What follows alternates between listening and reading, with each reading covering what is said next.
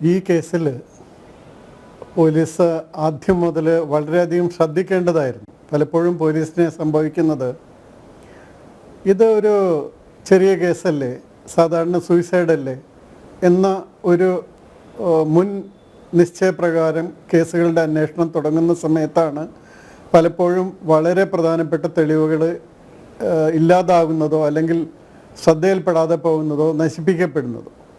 അപ്പോൾ അതുകൊണ്ട് തന്നെ ഈ കേസിൽ പ്രത്യേകിച്ച് ലിഗേച്ചർ, ഇപ്പോൾ ഒരു വ്യക്തി അബോധാവസ്ഥയിൽ കിടക്കുന്ന സമയം അല്ലെങ്കിൽ വളരെ അവശനായി കിടക്കുന്ന സമയം അയാളെ ഒരു ലിഗേച്ചർ കൊണ്ട് തൂക്കാനായിട്ട് 4-5 പേർ വിചാരിച്ചാൽ വളരെ എളുപ്പമാണ്. അപ്പോൾ ഒരു തൂങ്ങിയ മരണത്തിൻ്റെ ലക്ഷണങ്ങളെല്ലാം ഉണ്ടാകും. പക്ഷേ ശരിയായിട്ട് മരണം നടക്കുന്നു എന്ന് പറയുന്നത് ഒരു മർഡറാണ്.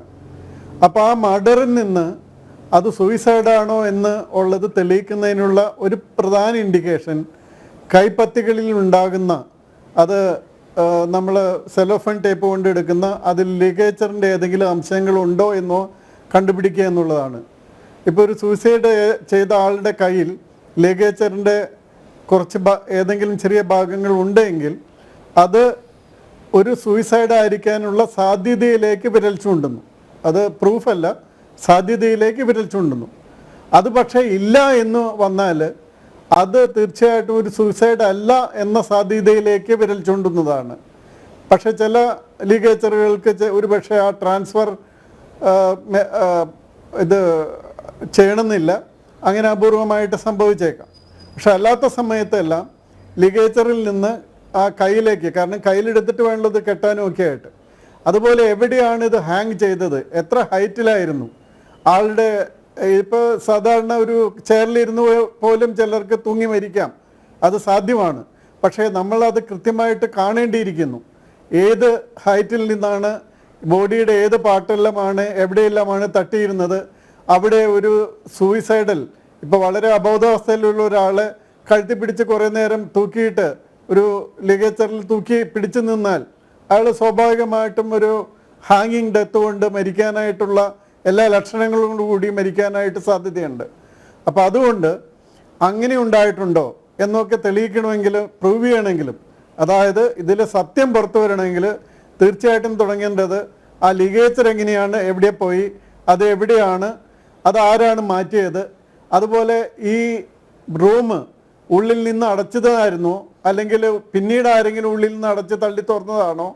കാരണം ഇപ്പോൾ ബോഡി എടുത്തതിന് ശേഷം അല്ലെങ്കിൽ ബോഡി എടുക്കുന്നതിന് മുമ്പ് ഒരു കുട്ടിക്ക് അതിൽ കയറി ലോക്ക് ചെയ്യുകയും പുറത്തുനിന്ന് 2 പേർക്ക് ചവിട്ടി തുറക്കുകയും ചെയ്താൽ അത് ചവിട്ടി തുറന്ന പോലെ പ്രതീതി ഉണ്ടാക്കും. പക്ഷെ അങ്ങനെ ആകണമെന്നില്ല. അപ്പോൾ അതുകൊണ്ട് അതിന് ഏതെങ്കിലും വീഡിയോ റെക്കോർഡിംഗ് കാണുന്നുണ്ടോ, എന്തുകൊണ്ടാണ് അങ്ങനെ ഒരു തൂങ്ങി നിൽക്കുന്ന ഒരാളെ ഉണ്ടായിട്ടും അത് പോലീസിനെ ഇമ്മീഡിയറ്റ് ആയിട്ട് അറിയിക്കാതിരുന്നത്. പോലീസിൽ അറിവ് കിട്ടുന്നത് തന്നെ വളരെ സമയം കഴിഞ്ഞാണ്. അപ്പോൾ പോലീസ് ഒരു സ്ഥലം പ്രൊട്ടക്റ്റ് ചെയ്യാനായിട്ട് യാതൊരു സാധ്യത ഉണ്ടായിട്ടില്ല. പിന്നെ ഇതിലുള്ള പ്രധാന കാര്യങ്ങളെന്ന് വെച്ചാൽ, ഇപ്പം നമ്മൾ സാധാരണ ഡയറക്റ്റ് എവിഡൻസ്, പിന്നെ സാഹചര്യ തെളിവുകൾ, പിന്നെ സയൻറ്റിഫിക് എവിഡൻസ്, ഈ 3 തരത്തിലുള്ള എവിഡൻസാണ് ഈ കേസുകളിലെല്ലാം ഉപയോഗിക്കുന്നത്. അപ്പോൾ ഇതിൽ ഡയറക്റ്റ് എവിഡൻസ് എന്ന് പറയുന്ന പരിക്കുകൾ ഉണ്ടാക്കുന്നത് കാണുന്നതും ഈ അക്രമങ്ങൾ കാണുന്നതുമായിട്ടുള്ള കുട്ടികൾ, അതൊരു വിചാരണ സമയത്ത് ധൈര്യമായിട്ട് വന്ന് പറയുന്ന എത്ര പേരുണ്ടെന്ന് നമുക്കിപ്പോഴും അറിയാൻ സാധിക്കില്ല. അതുകൊണ്ട് തന്നെ ശാസ്ത്രീയമായിട്ടുള്ള തെളിവുകളുടെ ആവശ്യകത വളരെയധികം കൂടുതലാണ്. ആ ശാസ്ത്രീയമായിട്ടുള്ള തെളിവുകളാണ് ഇപ്പോഴത്തെ മാധ്യമത്തിൽ വന്നിരിക്കുന്ന വാർത്തകളും ബാക്കിയെല്ലാം വെച്ച് നോക്കുകയാണെങ്കിൽ. അതുപോലെ ഈവൻ പോസ്റ്റ്മോർട്ടം റിപ്പോർട്ടിൽ തന്നെ ലിഗേച്ചർ ഉണ്ടായിരുന്നില്ല, പോലീസും കൊണ്ടുവന്നില്ല എന്ന് കൃത്യമായിട്ട് ഡോക്ടർ എഴുതിയിട്ടുണ്ട്. അപ്പോൾ ആ ഇഞ്ചുറീസ് എങ്ങനെ കോസ് ചെയ്തു, ആ ഇഞ്ചുറീസിൽ ചില ഇഞ്ചുറീസ് 3-4 ദിവസമല്ല അതിൽ കൂടുതൽ പഴക്കമുള്ള ഇഞ്ചുറീസും കാണുന്നുണ്ട്. കാരണം കറുത്തിട്ടുണ്ട്, അവിടെ മുറിവ് കറുത്തുണങ്ങിയിട്ടുണ്ട്. അപ്പോൾ അതെങ്ങനെ കോസ് ചെയ്തു, അപ്പോൾ ഇതിന് മുമ്പ് ഒരു അറ്റാക്ക് ഉണ്ടായിരുന്നോ, അതല്ലെങ്കിൽ ഏത് വിധത്തിലാണ് ആ ഇഞ്ചുറി ഉണ്ടായത്. അതുപോലെ ഇത്രയധികം ഇഞ്ചുറീസ് ഒരാളുടെ ദേഹത്ത് ഉണ്ടായാൽ അയാൾ ഭക്ഷണവും കഴിക്കാൻ അനുവദിക്കുന്നില്ല, വെള്ളം കുടിക്കാൻ അനുവദിക്കുന്നില്ലെങ്കിൽ അയാൾ 3 ദിവസം കൊണ്ട് ഇത്രയും ചൂടുള്ള ഒരു കാലാവസ്ഥയിൽ എങ്ങനെയാണ് അയാളുടെ ശരീരം പ്രതികരിക്കുക. ഇത്തരം കാര്യങ്ങളൊക്കെ ശാസ്ത്രീയമായിട്ട് തന്നെ തെളിയിക്കേണ്ടത് അത്യാവശ്യമാണ്.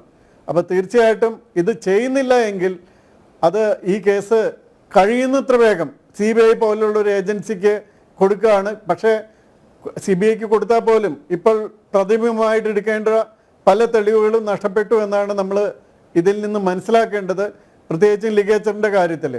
ഏതായാലും ആ ശരീരത്തിൽ ഉണ്ടായ മുറിവുകളെല്ലാം ഇനി അവസാനം സിദ്ധാർത്ഥൻ സ്വയം ഇഞ്ചുറി ഏൽപ്പിച്ച് സ്വയം വയറ്റത്തൊക്കെ ചവിട്ടി അവസാനം ആത്മഹത്യ ചെയ്തു എന്ന നിഗമനത്തിൽ എത്തുമോ എന്നാണ് നമുക്ക് അത്ഭുതപ്പെടാനുള്ളത്. കാരണം ആ വിധത്തിലാണ് പല കാര്യങ്ങളും പോകുന്നത്.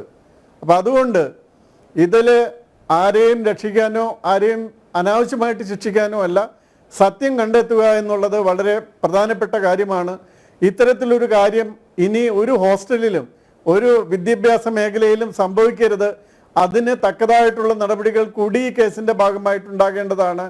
അതിൽ ഏർപ്പെടുന്ന സംഘടനകൾ ഏതായാലും ആ സംഘടനകളൊന്നും ഇനി ഒരു കാരണവശാലും ഇത്തരത്തിലുള്ള ഗൂഢസംഘങ്ങളെയും ഗൂഢപ്രവർത്തികളെയും പ്രോത്സാഹിപ്പിക്കുന്നതാകരുത് എന്നുകൂടിയൊക്കെ ഉറപ്പാക്കുന്നതിന് ഈ സമൂഹത്തിന് പൊതുവെ, ഈ വിദ്യാർത്ഥികളുടെ സമൂഹത്തിന് പ്രത്യേകിച്ചും ഒരു ഉറപ്പുണ്ടാകുന്നതിന് ഈ കേസ് വളരെ സ്വതന്ത്രമായും ശാസ്ത്രീയമായും അന്വേഷിക്കേണ്ടത് വളരെ അത്യാവശ്യമാണ്. അതുകൊണ്ട് എനിക്ക് തോന്നുന്നത് ഇത് ഗവൺമെൻറ് തന്നെ CBIക്ക് വിട്ടുകൊടുക്കണം. ഗവൺമെൻറ്റിന് ഒന്നും മറയ്ക്കാനില്ലാത്ത കേസാണ്. അതുകൊണ്ട് നേരെ CBIക്ക് റെഫർ ചെയ്യേണ്ട കേസാണ്. അത് റെഫർ ചെയ്യാനായിട്ട് പോലീസ് ഡിപ്പാർട്ട്മെൻറ്റ് റെക്കമെൻഡ് ചെയ്യണം. പോലീസിനെ യാതൊന്നും മറച്ചു വയ്ക്കാനില്ല, ആരെയും പ്രൊട്ടക്റ്റ് ചെയ്യാനില്ലെങ്കിൽ ഇത് CBIക്ക് കഴിയുന്നത്ര വേഗം പോകണം എന്നുള്ള ആവശ്യപ്പെട്ട് പോലീസ് തന്നെ അത് ഗവൺമെൻറ്റിന് എഴുതി, ഗവൺമെൻറ് അത് അങ്ങനെ ഒരു ഓർഡർ ഇഷ്യൂ ചെയ്യുകയാണെങ്കിൽ കഴിയുന്നത്ര വേഗം ഒരു CBI എൻക്വയറി ഇൻവെസ്റ്റിഗേഷൻ വന്നാൽ ഒരു പക്ഷേ ഈ കേസിലെ കുറേ കാര്യങ്ങളും കൂടി ഡയറക്റ്റ് എവിഡൻസ് ആയിട്ടുള്ള കാര്യങ്ങളൊക്കെ കൂടി കണ്ടെത്തി കൊണ്ടുവരാൻ സാധിക്കും. പക്ഷേ ഇപ്പോഴത്തെ സ്ഥിതിയിൽ ഇത് എങ്ങനെയാണ് ഈ ഡെത്ത് ഉണ്ടായതെന്ന് പറയാൻ പറ്റാത്തത്, അതായത് സ്വയം തൂങ്ങി മരിച്ചതാണോ ആരെങ്കിലും തൂക്കി കൊന്നതാണോ എന്ന് പറയാൻ പറ്റാത്ത അവസ്ഥയിലാണ് ഇപ്പോഴത്തെ സ്ഥിതിയുള്ളത്. അതിനുള്ള എവിഡൻസ് ഇപ്പോൾ നഷ്ടപ്പെട്ടിരിക്കുന്നു, അല്ലെങ്കിൽ കണ്ടെത്തിയിട്ടില്ല, അല്ലെങ്കിൽ അത് മാറ്റിയിരിക്കുന്നു എന്ന് വേണം നമുക്ക് അനുമാനിക്കാനായിട്ട്.